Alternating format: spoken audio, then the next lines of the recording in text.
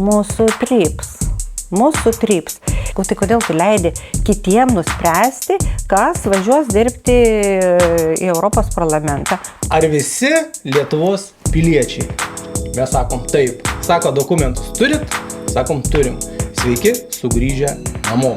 Mes esame europiečiai ir tą reikia labai, labai gerai visiems suprasti. Tau nereikia jokio papildomo mokesčio. Taip pat kaip iš Lietuvos skambintumai ir pasakai, kad man, sakykime, ten mašinai kažkas truputį atsitiko ir žinot, kad tai ekologiškai, kad tai tavęs neapnuodys ir taip toliau. Aš tą galiu padaryti ir nesusinervinęs. Žinoma.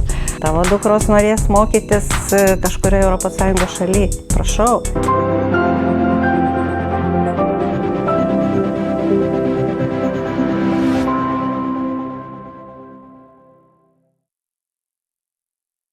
Ačiū, kad tu sutikai pakalbėti.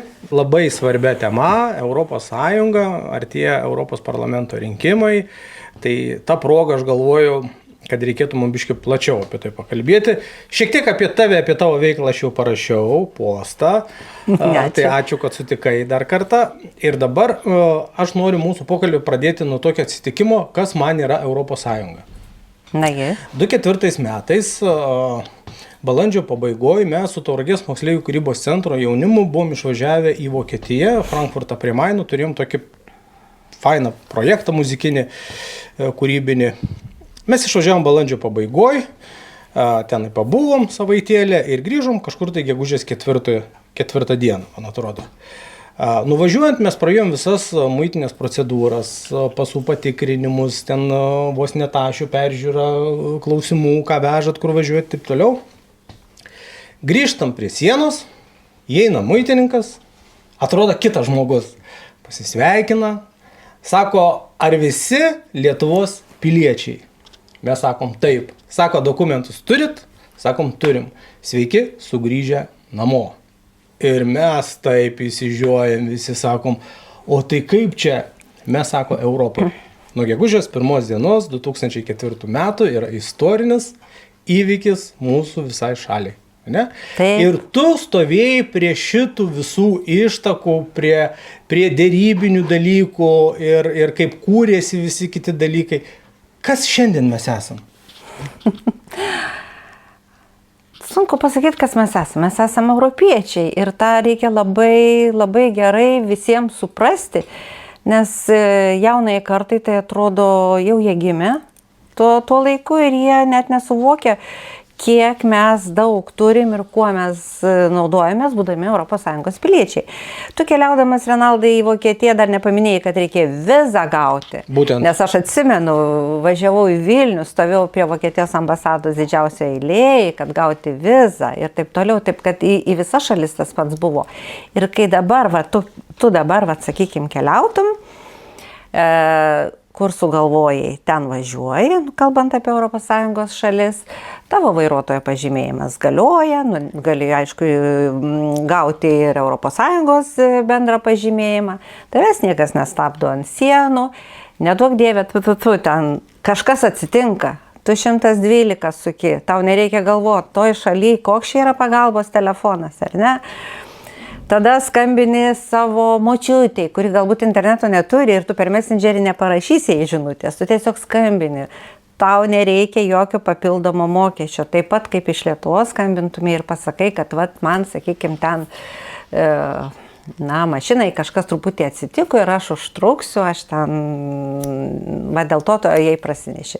Susinervinęs vakare jau prieš naktį tu nori išgerti alaus. Tu gali pasirinkti bet kokią alaus rūšį, kuri yra gaminama Europoje, ar ne? Ir žinot, kad tai ekologiškai, kad tai tavęs neapnuodys ir taip toliau. Aš tą galiu padaryti ir nesusinervinęs. Žinoma. Na, čia tiesiog kaip pavyzdys. Tu atsiskaitai kortelę arba grinaisiais. Ir tai, sakykime, net ir tuose šalyse, kuriuose nėra euras įvestas, tavo nuo kortelės nieko papildomo mokesčio nenuskaičiuoja. Tau tai patinka gyventi toj šaly, kad tu galvoji, reiktų pagyventi ir savo biznį. Aš darysiu nuotraukas, fotografuosiu kažkokį projektą. Prašau. Tu nuvažiuoji su šeima Sveikata, jeigu prireikia sveikatos pagalbos, lygiai taip pat jinai suteikiama kaip ir vietiniams gyventojams. Tavo dukros norės mokytis kažkurioje ES šalyje. Prašau, jos nemokės jokių papildomų pinigų už tai, kad jos mokosi ten kažkokiam universitete ar mokykloje. Ir tiesiog tas, ką mes kasdien gaunam, mes taip įpratom, kad net nesusimastom, kažkaip buvom pradėję skaičiuoti tik tos europinius pinigus, ar ne? Va, čia matom stovi lenta, šitas namas pastatytas ar renovuotas už europinius pinigus. Čia renovuojami namai, vėl ten dalinai, sakykime, europiniai pinigai.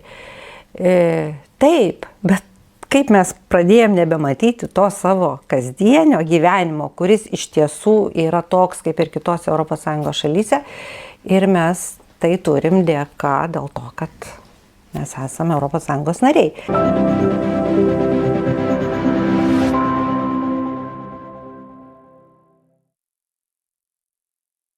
Daug kas supranta šiek tiek klaidingai dėl, sakykime, atlyginimo ar pensijų. Jiem atrodo, kad turėtų būti visoje ES šalyje, tai yra vienodi atlyginimai ar pensijos. Taip nėra, nes ne viską reglamentuoja ES. Tai yra reglamentai, kurių privalome laikytis, yra direktyvos, kur patariama atsižvelgti kažką, ir yra sričių, kurias sprendžia tiesiog grinai kiekviena šalis. Pačios valstybės. Taip, tai būtent atlyginimai, pensijos ar ten švietimo sistema, tai yra mūsų pačių reikalas ir mes negalim jokių pretenzijų reikšti ES, kad čia pas mus, matot, mažesnės kainos ar kažkas, tai čia jau mūsų pačių reikalas. Todėl mes visada galvom, ką renkam į valdžią savo rajone, ką renkam į valdžią Lietuvoje ir privalom galvoti, ką renkam į valdžią Europos parlamente, nes tikrai nuo tų žmonių daug kas priklauso. Aš žiemą buvau susitikime su Europos parlamento pirmininkė Roberta Metsola ir man taip patiko jo sakinys, kad tos mėlynos kėdės Europos parlamente tikrai jos bus užimtos, bet kas jose sėdės priklauso tik nuo mūsų.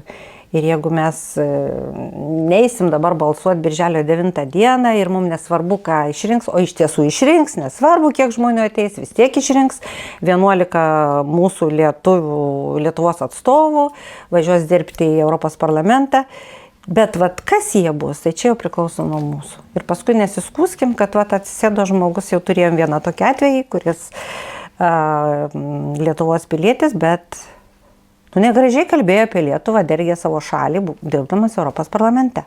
Taip kad galvokim, ką darom.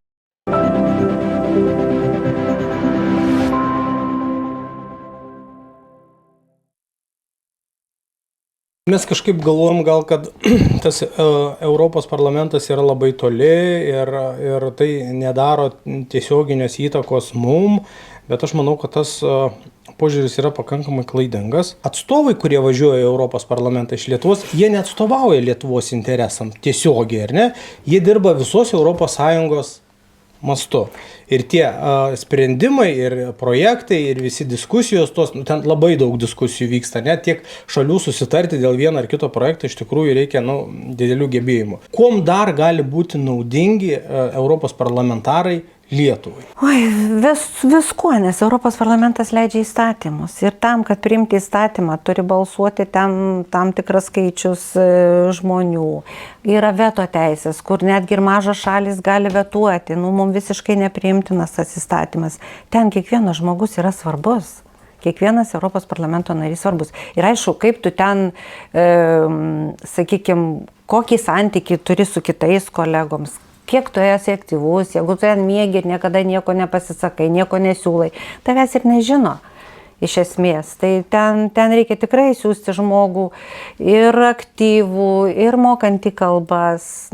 Gerai, vertėjai dirba, bet daugiausia tete yra daroma, susitariama, pasikalbama, kad ir po darbų.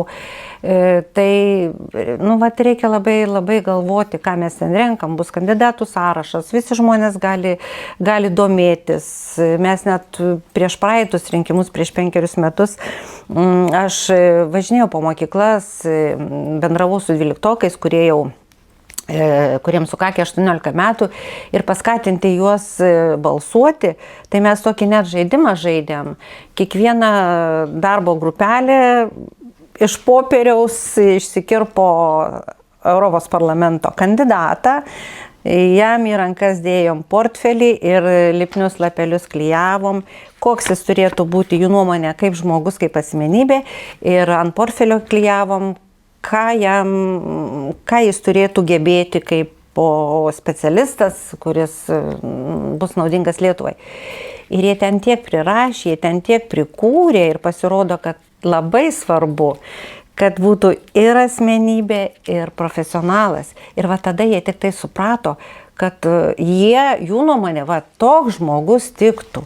Tai sakau, dabar ir rinkitės iš tų kandidatų, kuris arčiausiai jūsų nuomonė. Pasakymas, šūkis šiemetinis, kad neleis nuspręsti už tave, tai yra superinis. Ir kai tiem 18-mečiams sakydavo, ar tau patiktų, kad tavo kaimynas ar kaimynė nuspręstų, kur tu mokysies, ką tu dirbsi, kokią tau specialybę reikia rinktis. Aišku, ne. Aš pats tvarkau savo gyvenimą. Sakau, tai kodėl tu leidi kitiem nuspręsti, kas važiuos dirbti į Europos parlamentą. Tu neisi balsuot, bet tavo kaimynas tai jis išrinks, kas jam patinka. Ir va taip pamažu per tą tokią paprastą realybę bandai paaiškinti, kad vis tik mes turim ne tik tai laisvės, mes turim kaip ES piliečiai ir pareigas.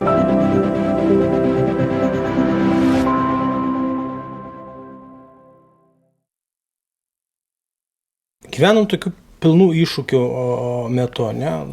Karas šalia ir pačioje Europos Sąjungoje tikrai netrūksta iššūkių ir Vengrija yra, ir dabar su Slovakija, ar ne, irgi ten burbuliuoja su laisvu žodžiu ir su radikaliai mąstančiai žmonėm. Kokią matai Europos Sąjungos ateitį? Na vis tiek aš tai matau ją šviesę, kitaip ir negali būti. Ta pagalba vienų šalių kitoms yra labai svarbi, aš jau čia nekalbu apie karo atvejį ir apie NATO, bet aš tik kartais pagalvoju, kas būtų, jeigu mes nebūtumėm ES narė ir ne NATO narė. Tai va tais laikais, kai dar vyko derybos, kai daug dirbom aiškintami žmonėm, kodėl mums reikia stoti tą ES, atsimenu, buvo atvažiavęs rašytojas žurnalistas Algimantas Čekuolis. Ir man jo žodžiai irgi įsirašė, sako, įsivaizduojate, tokia mažytė Lietuva ir mes nepriklausom jokiai šeimai. Mūsų tryps. Ir tada aš taip vaizdžiai įsivaizdavau iš tikrųjų, kaip mūsų trypia. Ir kad mes nesam nei Šveicarija, mes nesam nei Norvegija, kurios iš tikrųjų savaime jau yra stiprios šalis. Ir kad mums tikrai reikia jungtis. Tai va, aš galvoju, kad mes tikrai jaučiamės, negaliu gal pasakyti 100% taip drąsiai, vis tiek abejonės visokios čia kirba vykstant tokiem dalykam aplinkui, bet didelis saugumo jausmas yra ir galvoju, kad tikrai šiuo aspektu žiūrint, nėra tai baisu, jeigu mes nebūtumėm nei NATO, nei ES nariais. Viskas bus gerai. Reikia tikėtis, mūsų žmonės sąmoningi, kontaktai tarp ES šalių vis tiek visumo yra geri, kokie ginčiai ten be kiltų. Ir netgi taisyklėse stojimo yra parašyta, kad negali viena šalis su kita nei kariauti, nei konfliktuoti. Ne ten, mes čia ir mes esame europiečiai. Taip. Ačiū Isvalda labai už gražų įdomų pokalbį, už tą prasmingą darbą, ką tu veiki. Ir pabaigai paskutinis palinkėjimas tauragiškiams ir tauragiai. Aš norėčiau vizualiai parodyti tą palinkėjimą. Aš norėčiau, kad tauragiškiai nueitų, kaip mes sakom, nueitų į Google, jame parašytų, ką mano labui daro Europa ir atsidarytų va toks va puslapis ir tada mes įeinam į jį giliau ir, sakykime, galim pasirinkti mano gyvenime. Ir va štai čia yra daugybė, visos mūsų gyvenimo sritis, darbas, ateitis, sveikata. Ant kiekvieno rutuliuko paspaudę mes, pasiimam bet kurį. Ten mano pinigai. Ir čia dar galit smulkiau užsiklausti, bet šiaip jau pamatysit, kas visos vyksta. Gyvenimo sferos. Taip, visos gyvenimo sferos. Va, visokiausi rutuliukai ir ką tik tai norit, tą atsidarot ir pasižiūrit ir pamatysit. Niekada nesusimastom, kiek Europa daro mūsų labui. Tai va tiesiog rekomenduoju tokį puslapį, nes aš ir pati nustebau, kai pradėjau čia gilintis, tiek daug pasirodo, mes tiesiog imam dabar tai kaip duotybę ir džiaugiamės tuo, negalvodami. Jo, ir dar vienas momentas toks yra, kad anksčiau buvo, nežinau, gal ir dabar dar yra, kad tos lėšos, kurios skiriamos iš ES lėšos, tai tipo, ten iš Europos, bet tai čia mūsų visų pinigai yra. Taip, tai yra mūsų visų pinigai, tik tiek, kad kaip įstojom, tai mes, sakykime, mokam 1 eurą, gaunam 4. Nu taip. Tai ir nauja šalis, kuris priimsim, mes jau mokėsim jom daugiau. Tai yra ta pagalba, ekonominė pagalba šaliai, jeigu yra reikalas, tai ten vėlgi specialiai skiriama.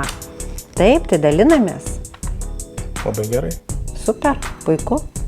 Ir kai vaikštu po Tauragę ir matau gražius pastatus ir sutvarkytas gatves ir visa kita, tai labai smagu ir džiaugiamės ir vėlgi galvoju, kaip būtų, jeigu nebūtumėm.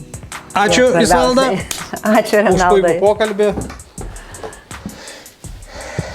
Ačiū, kad žiūrėjot.